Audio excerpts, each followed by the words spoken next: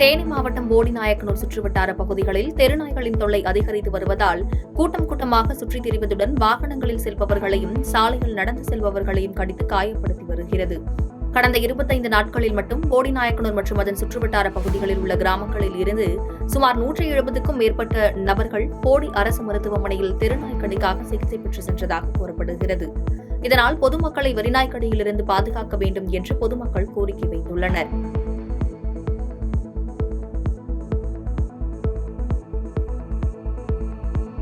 சென்னை ராயபுரம் மேற்கு மாதா கோவில் தெருவில் மத்திய அரசின் ஆயுஷ் அமைச்சகத்தின் கீழ் இயங்கும் வட்டார யுனானி மருத்துவ ஆராய்ச்சி நிறுவனம் இயங்கி வருகிறது. இதில் தசை கூட்டு கோளாறுக்கான தடுப்பு மற்றும் ஒழுங்குமுறை சிகிச்சைக்கான சமீபத்திய முயற்சிகள் குறித்து 2 நாள் பயிலரங்கம் நடைபெற்றது.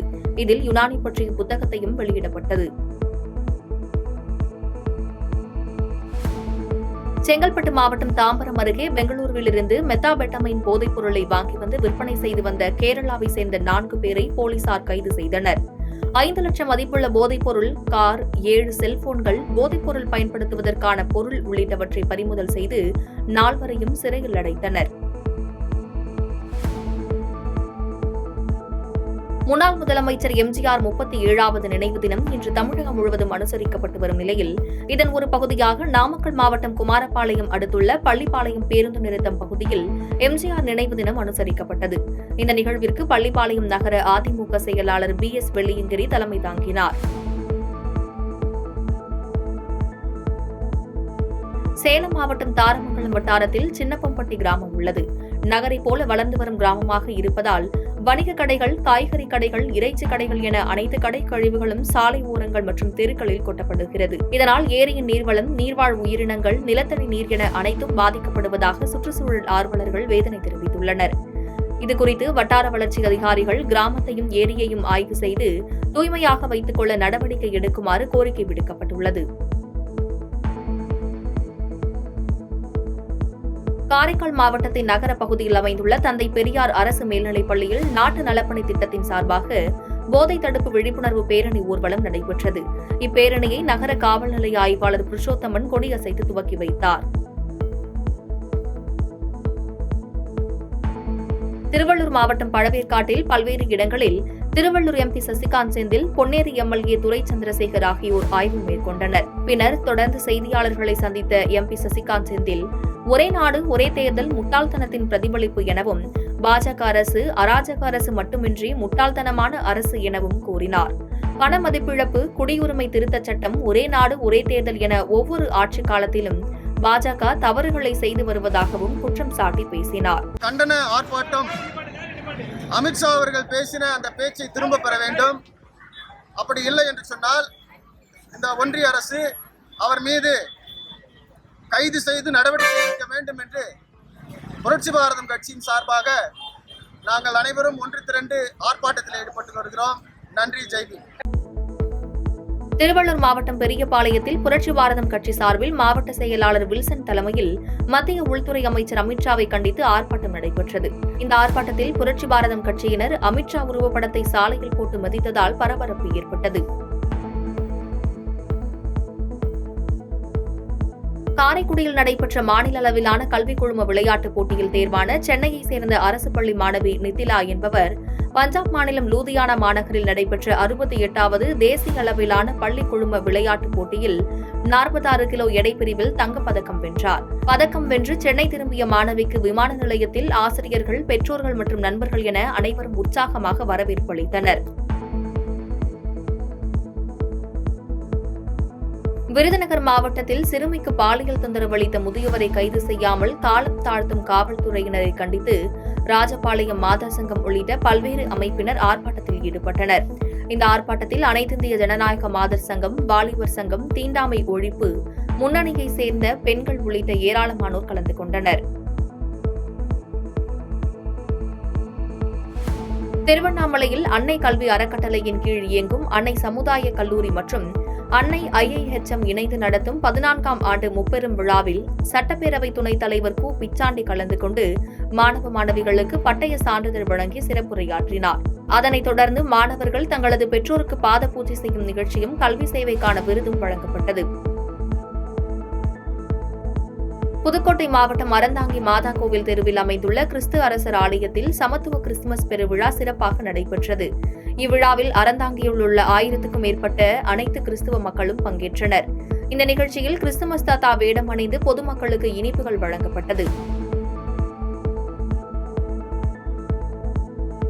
நாகை அருகே மீனம்பநல்லூரில் தமிழக காவிரி பாசன விவசாயிகள் சங்கம் சார்பில் குறைந்தபட்ச ஆதார விலையை நிர்ணயம் செய்ய வலியுறுத்தியும் பஞ்சாப் கனூரி எல்லையில் உண்ணாவிரத போராட்டத்தில் ஈடுபட்டு வரும் விவசாயிகளுக்கு ஆதரவு தெரிவித்தும் கைகளில் மெழுகுவர்த்தி ஏந்தி விவசாயிகள் போராட்டத்தில் ஈடுபட்டனர். கோரிக்கை நிறைவேறாத பட்சத்தில் தமிழகத்திலிருந்து விவசாயிகள் கனூரி எல்லைக்கு சென்று மாபெரும் போராட்டத்தில் ஈடுபடப் போவதாகவும் அவர்கள் எச்சரிக்கை விடுத்துள்ளனர். தேனி மாவட்டம் கம்பம் அருகே உள்ள புதுப்பட்டி தேசிய நெடுஞ்சாலையில் உள்ள பேரூராட்சியில் 2000க்கும் மேற்பட்ட குடும்பங்கள் வசித்து வருகின்றனர். இந்நிலையில் கம்பத்திலிருந்து தேனிக்கு செல்லும் பேருந்துகள் புதுப்பட்டியில் நிற்பதில்லை என்று கூறி பொதுமக்கள் பேருந்தை மறித்து வாக்குவாதத்தில் ஈடுபட்டனர். பின்னர் காவல்துறையினர் நடத்திய பேச்சுவார்த்தைக்கு பிறகு பேருந்துகள் புதுப்பட்டியில் நின்று செல்லும் என்று கூறியதால் மக்கள் கலைந்து சென்றனர். சென்னையை அடுத்த பூவிருந்தவள்ளியில் போக்குவரத்து காவல்துறை சார்பில் நடைபெற்ற சாலை விழிப்புணர்வு நிகழ்ச்சி பூந்தமல்லியில் அமைந்துள்ள தனியார் அரங்கில் நடைபெற்றது. இந்நிகழ்ச்சியில் சிறப்பு விருந்தினராக ஆவடி காவல் ஆணையரக போக்குவரத்து துணை ஆணையர் அன்பு கலந்து கொண்ட நிலையில் மேலும் இக்கூட்டத்தில் கலந்து கொண்ட அனைவரும் சாலை விதியை கடைபிடிப்பது தொடர்பான உறுதிமொழியை எடுத்துக்கொண்டனர். திருவாரூர் நகராட்சியுடன் இளவங்கார்குடி ஊராட்சியை இணைக்க மறுப்பு தெரிவித்து அந்த ஊராட்சியைச் சேர்ந்த ஆண்கள், பெண்கள் என 300க்கும் மேற்பட்ட பொதுமக்கள் திருவாரூர் மாவட்ட ஆட்சியர் அலுவலகத்தில் மனு கொடுக்க குவிந்ததால் பரபரப்பு ஏற்பட்டது. மேலும் தங்கள் ஊராட்சி நகராட்சியில் சேர்க்கப்படுவதால் வீட்டு வரி, தண்ணீர் வரி, சொத்து வரி உள்ளிட்ட பல்வேறு வரி மக்கள் மீது சுமத்தப்படும் என்றும் உள்ளிட்டவைகளை முன்வைத்து இதற்கு எதிர்ப்பு தெரிவிப்பதாக செய்தியாளர்களிடம் பேட்டியளித்துள்ளனர். இந்த ஊராட்சியை நம்பிதான் இருக்கிறோம். விவசாய தொழிலும் பாதிக்கப்படும். கிராம கலைஞர் கனவு இல்லம் கிடைக்காது என்ற நோக்கம் எங்களுக்கு தெரிய வருகிறது. இன்னும் பல்வேறு அரசினால் கிடைக்கப்படும் பயன்கள் எங்களுக்கு கிடைக்காது என்ற நோக்கத்தில் இன்று மாவட்ட ஆட்சியர் அலுவலகத்தில் நேரடியாக தொடர்பு கொண்டு எங்களுடைய எதிர்ப்பினை தெரிவித்துக் கொள்கிறோம். இந்த நேரத்தில் திண்டுக்கல் மாவட்டம் பழனி அடுத்த புது ஆயக்குடி 14வது வார்டு பகுதியில் புதிதாக கட்டப்பட்ட பள்ளி கட்டிடத்தை ஒன்றிய செயலாளர் சுவாமிநாதன், வட்டார கல்வி அலுவலர் ரமேஷ்குமார், கவுன்சிலர் பாண்டியம்மாள், மணிவண்ணன் ஆகியோர் தலைமையில் ரிப்பன் வெட்டி திறந்து வைக்கப்பட்டனர். தொடர்ந்து இந்நிகழ்வில் பள்ளி தலைமை ஆசிரியர், ஆசிரியர்கள், பெற்றோர்கள், கட்சி நிர்வாகிகள், பொதுமக்கள் என ஏராளமானோர் கலந்து கொண்டனர். திருவாரூர் ஊராட்சி ஒன்றிய அலுவலக திறப்பு விழா திருவாரூர் கடை தெருவில் உள்ள ஊராட்சி ஒன்றிய அலுவலக வாயிலில் நடைபெற்றது. இதில் நாகை நாடாளுமன்ற உறுப்பினர் செல்வராஜ், திருவாரூர் சட்டமன்ற உறுப்பினர் பூண்டி கலைவாணன், மாவட்ட ஆட்சியர் சாருஸ்ரீ, ஊராட்சி ஒன்றிய தலைவர் தேவா உள்ளிட்ட அரசு அலுவலர்கள் கலந்து கொண்டனர். முன்னதாக இந்த திருவாரூர் ஊராட்சி ஒன்றிய கட்டிட திறப்பு விழாவை முன்னிட்டு நாட்டுப்புற இசை கலைஞர்களின் கலை நிகழ்ச்சி நடைபெற்றது.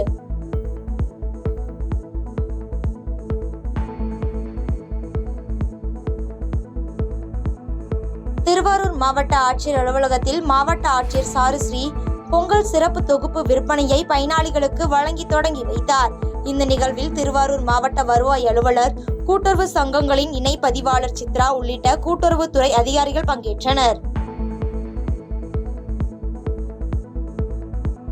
கிறிஸ்துமஸ் பண்டிகையையொட்டி குமரி மாவட்டம் பாலப்பள்ளம் பகுதியில் உள்ள இளைஞர்கள் 45 அடி உயரம், 80 அடி நீளம் கொண்ட பிரமிடு வடிவிலான பிரம்மாண்ட குடில் அமைத்து அதனுள் கிறிஸ்து பிறப்பு குறித்த காட்சிகளை தத்துரூபமாக வடிவமைத்து காட்சிப்படுத்தி உள்ளனர். இதற்கான திறப்பு விழாவில் கிள்ளியூர் சட்டமன்ற உறுப்பினர் ராஜேஷ்குமார் தலைமையில் கிறிஸ்தவ பாதிரியார்கள் ரிப்பன் வெட்டி துவக்கி வைத்தனர்.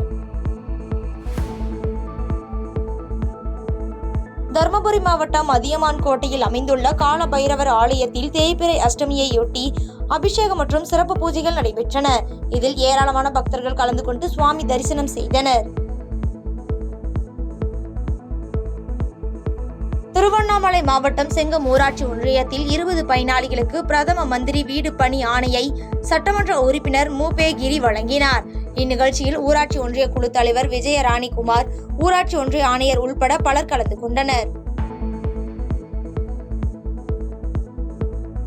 சேலம் மாவட்டத்தில் 100 ஏரி இணைப்பு திட்டத்தை இணைத்து தண்ணீர் கொண்டு செல்லாமல் விடப்பட்ட 20 ஏரிகளுக்கு தண்ணீர் கொண்டு வர வலியுறுத்தி காவிரி உபரிநீர் நடவடிக்கை குழு, விவசாயிகள் மற்றும் 100 நாள் வேலை திட்ட ஊழியர்கள் வறண்ட ஏரியில் நின்று போராட்டத்தில் ஈடுபட்டனர். இதனால் அப்பகுதியில் பரபரப்பு ஏற்பட்டது. சேலம் மாவட்டம் ஓமலூரில் மத்திய அமைச்சர் அமித்ஷாவை கண்டித்து இந்திய குடியரசுக் கட்சியினர் ஆர்ப்பாட்டத்தில் ஈடுபட்டனர். மாவட்ட தலைவர் மாணிக்கம் தலைமையில் நடைபெற்ற இந்த ஆர்ப்பாட்டத்தில் ஏராளமானோர் கலந்து கொண்டனர். திருப்பத்தூர் மாவட்டம் திருப்பத்தூர் நகராட்சி பாரத ஸ்டேட் வங்கி முன்பு ஐக்கிய விவசாயிகள் முன்னணி சார்பில் வேளாண் சந்தைப்படுத்துதல் கொள்கை திட்டத்தை ரத்து செய்ய கோரி நகல் எரிப்பு போராட்டம் ஒருங்கிணைப்பாளர் முல்லை, தாலுகா செயலாளர் காமராஜ் ஆகியோர் தலைமையில் நடைபெற்றது. இதில் ஐக்கிய விவசாயிகள் முன்னணியின் நிர்வாகிகள் உட்பட பலர் கலந்து கொண்டனர். திருப்பூர் மாநகர் மாவட்ட விடுதலை சிறுத்தைகள் கட்சியின் சார்பில் மாநகர் மாவட்ட செயலாளர் APR மூர்த்தி தலைமையில் மத்திய உள்துறை அமைச்சர் அமித்ஷா பதவி விலக கோரி கண்டன ஆர்ப்பாட்டம் மாவட்ட ஆட்சியர் அலுவலகம் முன்பு நடைபெற்றது. இந்த ஆர்ப்பாட்டத்தில் மத்திய உள்துறை அமைச்சர் அமித்ஷாவின் உருவப்படத்தை போராட்டக்காரர்கள் காலில் மிதித்தும் எரிக்க முயன்றதால் அங்கு பரபரப்பு ஏற்பட்டது.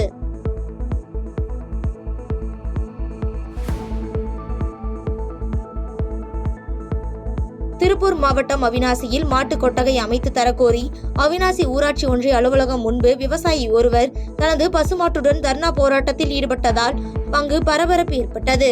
மேலும் இது குறித்து அதிகாரிகள் நடவடிக்கை எடுக்க கோரிக்கை விடுத்துள்ளார்.